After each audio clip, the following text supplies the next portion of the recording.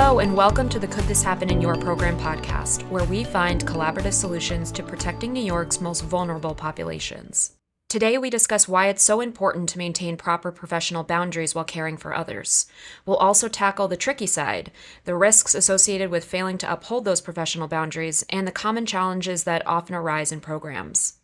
Finally, we'll walk through a Justice Center case study and provide actionable guidance on how to train your staff.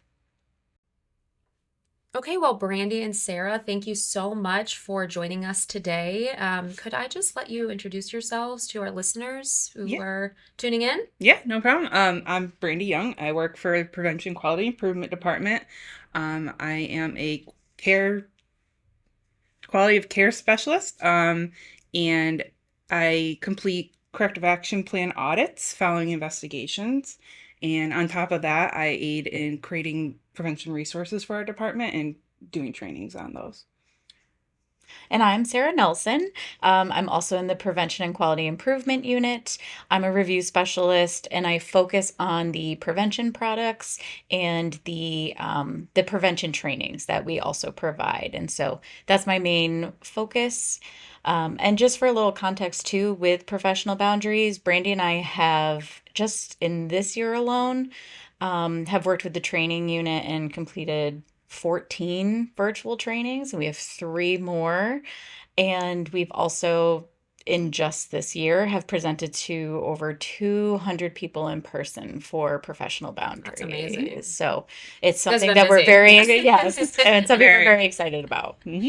Okay, well, you alluded to our topic, which I mentioned in the intro, but professional boundaries is what we're here to talk about today. Can you just, either one of you, kind of chime in and explain for our listeners what we mean when we say professional boundaries and kind of introduce the topic a bit? Yeah, so I usually like to say professional boundaries, very simplified, is a line. It's a limit to keep everyone safe. And so I always like to give the example of personal boundaries with the intention of creating a space that's safe for me. So the example I give in trainings is I put my phone on silent at night when I sleep. So that keeps me in a good health state. And when we look at professional boundaries, the intention is really what can I do to create a safe space for the people that we're serving?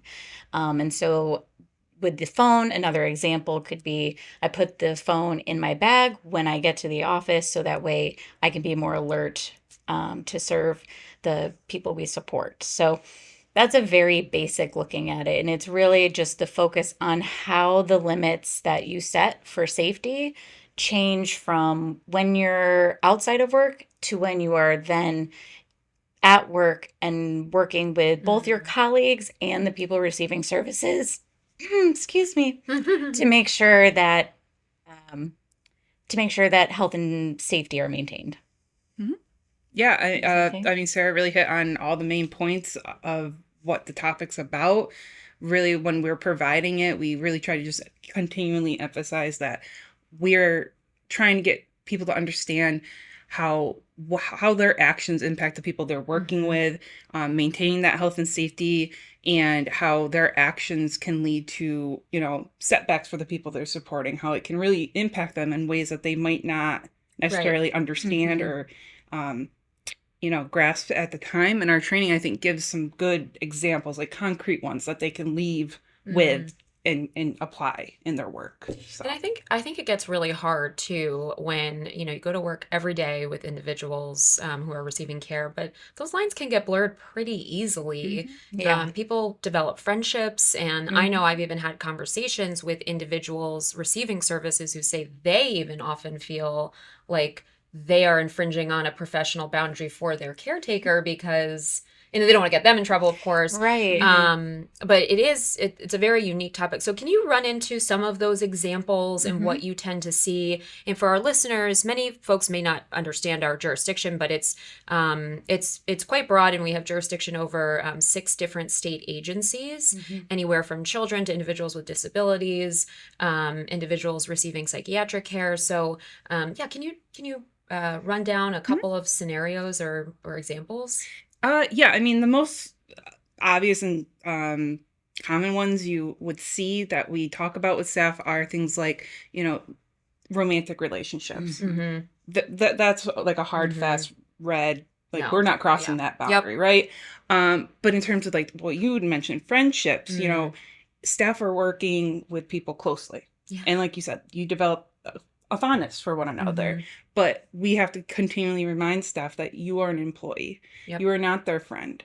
They don't call you on the weekend to check in and things like that. And that can be Mhm. hard to hear, Mhm. and it can be hard to separate those relationships. But when you don't do that, it can really snowball into something that Mhm. can become, both detrimental to the staff and lead to, abuse, neglect allegations, loss of their jobs. And the other person, it just blurs the lines and they become more confused about what is and is not okay. Mhm. Some other things we like to make sure that we give examples of are physical contact, because when working with people in like the Office of Developmental Disabilities, you're putting hands on to help them provide like actual Mhm. care, and Mhm.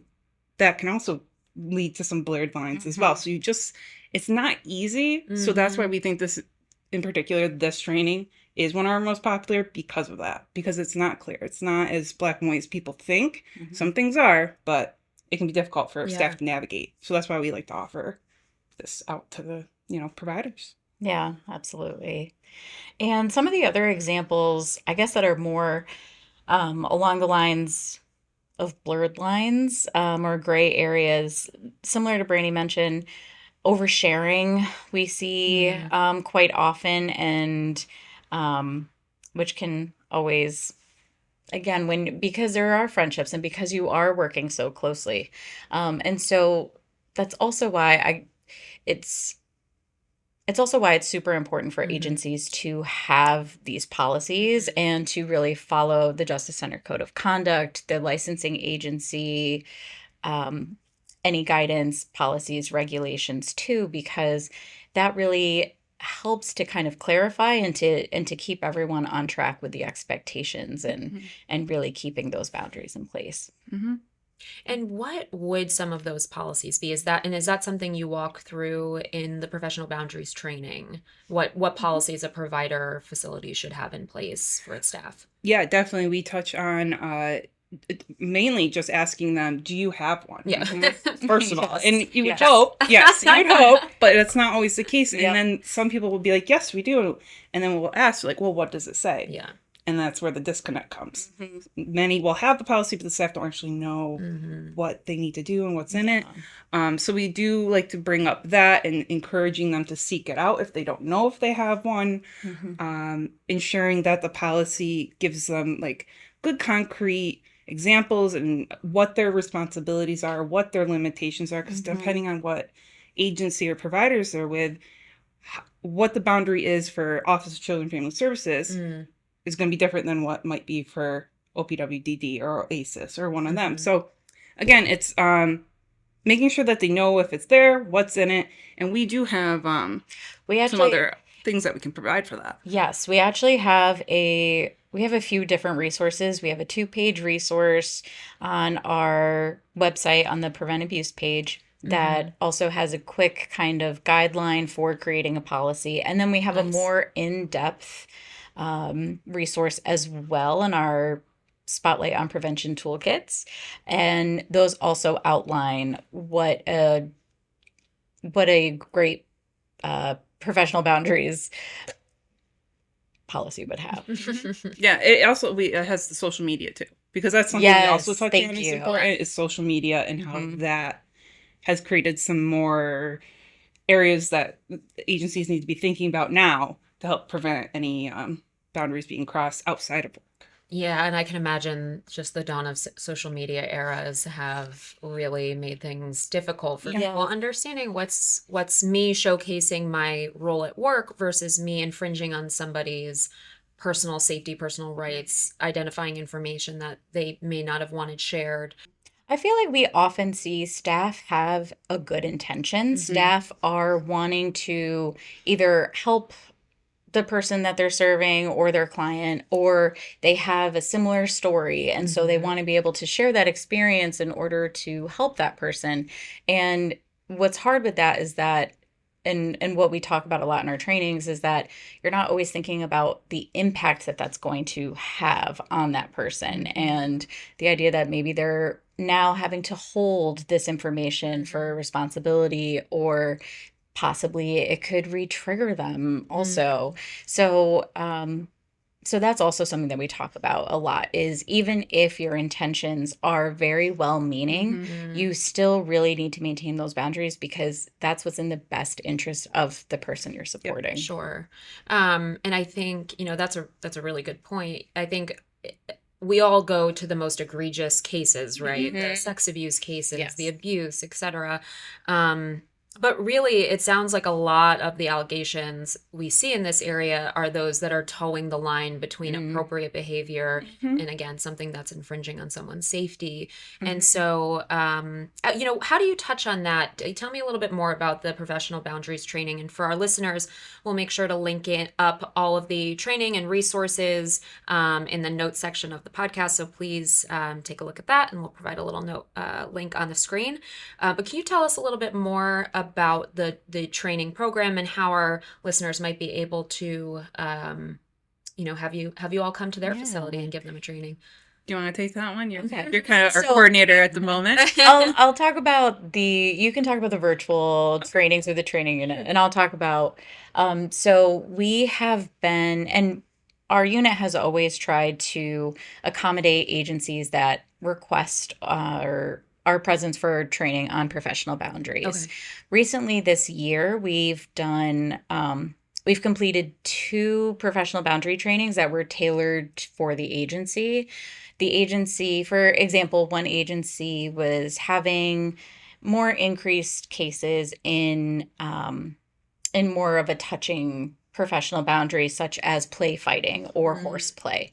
So we tailored that training to really specifically focus on that concern. Another agency, their main the cases that were coming up for them had a lot of social media and self-disclosure. And so for that training, we tailored to really focus on that aspect and dive in deep to that. So that's what's really nice with being able to go in person to the agencies. We're really able to connect. We've been able to work with the agency and also give them suggestions for their policies that they provide. And then we're able to use the policies in the presentation as well, and be able to really have that interactive participation with the participants and the attendees. So that's been really, really valuable. And set them up for success, right? I mean, ultimately, that's what we're here to do, And is inform them so that employees understand the appropriate line and understand what happens, the consequences of crossing that line. Yeah, they really appreciate the case scenarios that we bring in, the what could this happen in your program. We always bring that in. The inspiration for this podcast, if you will. Exactly. So we always bring that in, and we also will give other examples of cases that we've seen, and the staff are always so surprised. They're always completely shocked that this is a common thing that we see. So, which again, for me, means that the staff is really having that good intention, and it's just the clarifying. Yes, and clarifying and helping to refresh that. So, and like you said, it's not always these horrible, egregious things. I mean, we share scenarios where it's something simple as, I brought a gift in for one person and not the other. And how that alone can now create, I'm showing favoritism. She doesn't like me as much as the other person. And you don't necessarily think of that. You think, I'm giving them a gift for their birthday or whatever it might be. And staff, I think, can connect with that, like, and not be, and like, I didn't think of that. Wouldn't necessarily. So yeah, I think the case scenarios have been probably one of the big highlights from our trainings. Well, that's a great lead into the second half of our show, because we're going to go through a case scenario.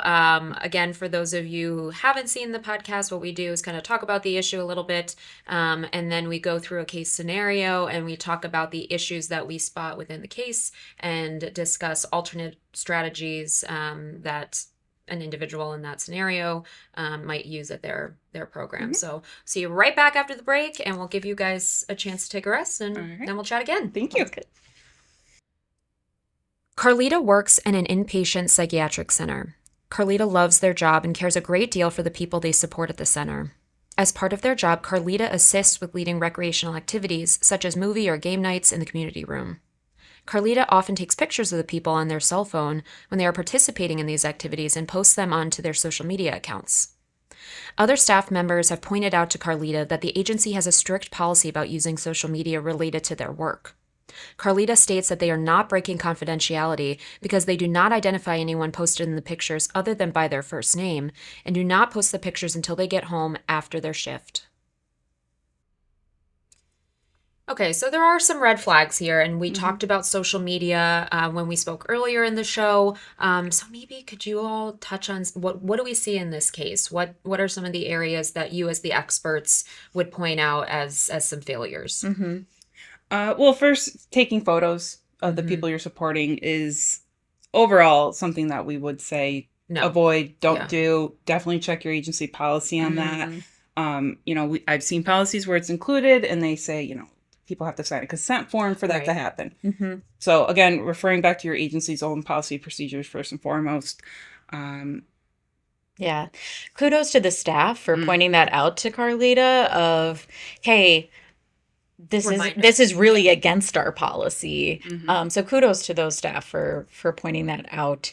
And then, I mean, I can understand Carlita might have been a little confused here as well, because in her defense on this, the policy itself may not be clear enough on saying, yes, while she's not identifying anyone necessarily by their full name, there's other identifiers that could possibly be in the photo that could allude to where the person is, who they are, who they're around.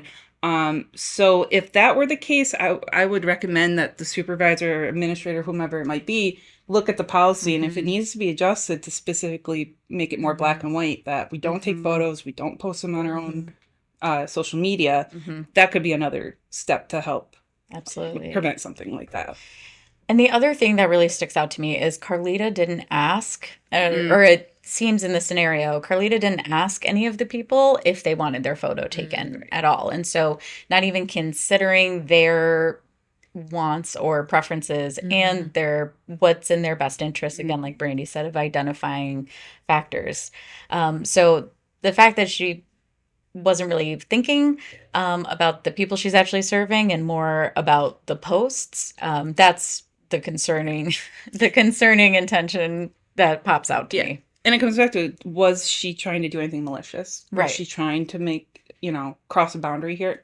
Probably not. No. And again, that's how things can snowball, though. It starts off as something very innocent, and then before you know it, you're getting a call from the Justice Center because of something like that. So, and I guess the next steps that I would suggest is for that staff that had already approached Carlita would be to notify supervisor or someone above, just identifying what the issue was, and explaining that they also explained to Carlita that this was against the policy. And then maybe there's a confusion, we want to assume the best, but this way the supervisor can really kind of dive into the policies, can have that conversation with Carlita, and then can establish a plan going forward that will hopefully say or identify that pictures should not be posted on their social media. And I think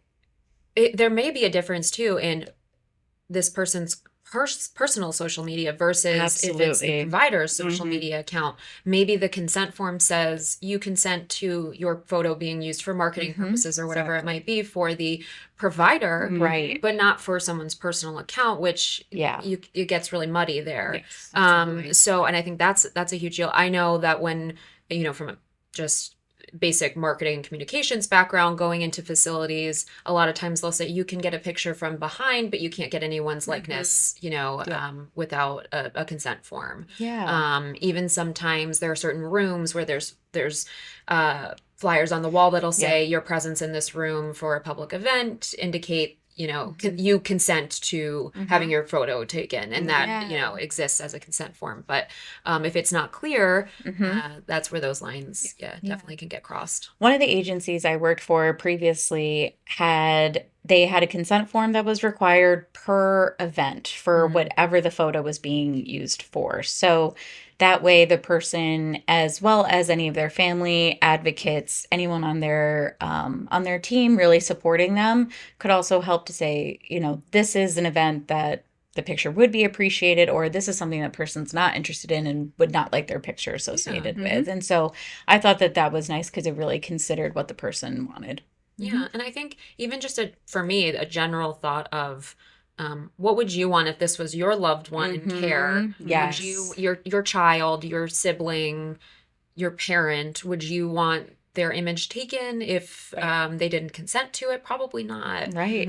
So yeah, I mean, I can certainly understand where that happens. Anything else related to social media or this specific case? I mean, social media it's a complicated topic. That's why we're trying to create and come up with more resources for it. Yeah. So that things like this don't occur. Because, now Carlita now has photos of people that she works with on her phone. And that in of itself is a boundary that, you wouldn't want to necessarily cross and have that type of images and things on your phone, even if it's innocent and it's of a party that they're all having fun at. It's just, so they create a lot of great discussion in our trainings. I'll say that. Absolutely. The other thing I would say with social media, and especially in this particular scenario, because I believe Carlita tagged the people as well, so it's unclear. Well, identify them by their first name. I think it's Identified by their first name. Yeah. Okay. Thank you for clarifying. So, the other thing with that is if any of them also had social media, what that can do is that can open up the opportunity for messaging, direct messaging. And when you're using social media, that the inhibitions are decreased. And so again, it really opens up a very big door for opportunities that you just don't want to see go down the wrong way. So, Well, I guess to close out, what would you say the single most important piece of advice you would give either folks that you were training or, individuals listening here today about maintaining those professional boundaries? What's the most important thing? Or two things? Since there's two of you. For me, I'm going to go with self-awareness. And always having in the back of your head is what I'm doing in their best interest. Not to make myself feel better. Is what I'm sharing going to help them? How is it going to help them? And always just coming back to that and checking in with yourself and making sure you're maintaining the boundaries you should be. Because again, you get friendly, you like the people you're working with, but you have to always be checking yourself to make sure. Yeah, that's a good one. What I would say is definitely looking at your agency's policies, and especially with social media, we do see that often, and phones. And so keeping your personal phone number personal and not sharing that, and keeping any sort of social media profiles, also keeping a difference between anything professional and personal. Again, looking at those agency policies and what they have, that would be my one. And big erring on the suggestion. side of caution. Yeah, Right? When in doubt, just don't do it. Yeah. Don't take that photo. Yes. Don't bring your phone to a meeting you shouldn't be in. Yep. Well, this was great. Thank you so much for sitting down with us, Sarah and Brandy. Really appreciated having you. We look forward to having you back sometime. And for the listeners here, this has been the Could This Happen in Your Program podcast. And hope you have a great rest of your day.